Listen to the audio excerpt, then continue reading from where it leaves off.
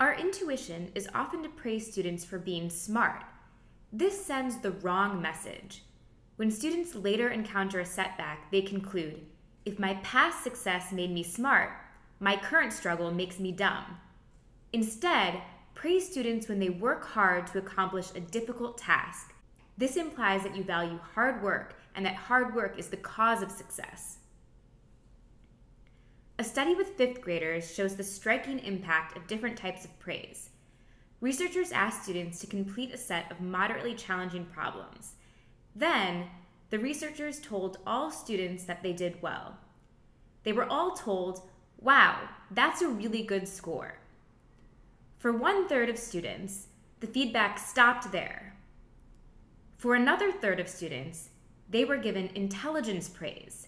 In addition to, "Wow, that's a really good score," they were also told, "You must be smart at this." And another third were given effort praise.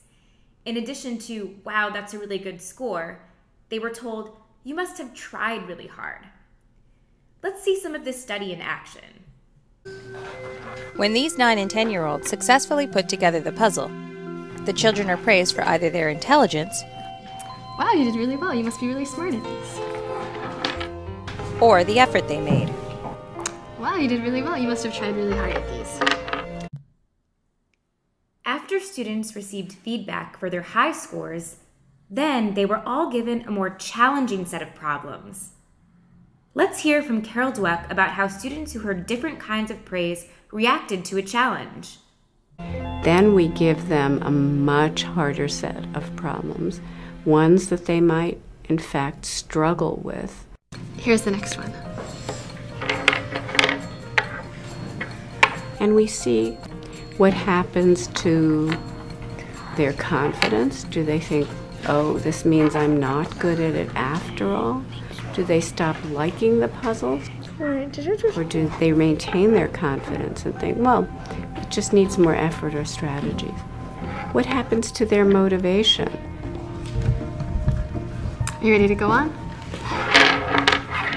Ta-da! We also ask them, well, which problems do you want to work on some more? Those easier ones or those harder ones? And generally we find that kids who have been praised for their intelligence really want to go back to those easier ones that were their claim to fame. This is a sign of a fixed mindset, the belief that intelligence is innate and can't be changed. What we found was that children thought that difficulty meant they weren't smart or they weren't good at the task. So you seem to have more trouble with this one, and I want to know why you think that was. Probably because I'm not good at these problems. A very discouraging conclusion. Other children show a growth mindset. The growth mindset is like this. No matter who you are, you can always become a great deal smarter.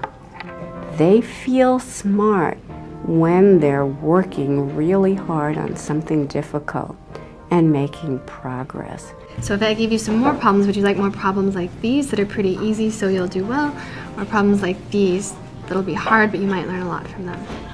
These. More like these? Students praised for effort generally want those hard ones that they can learn from. What I've learned from my research is that kids, and I think adults too, are exquisitely sensitive to what's going on in a situation, what other people value, what they're being judged on. The praise that students heard had a significant impact on students' motivation. But that's not all. After students experienced the challenging set of problems, they were given a final set of problems, equal in difficulty to the first set.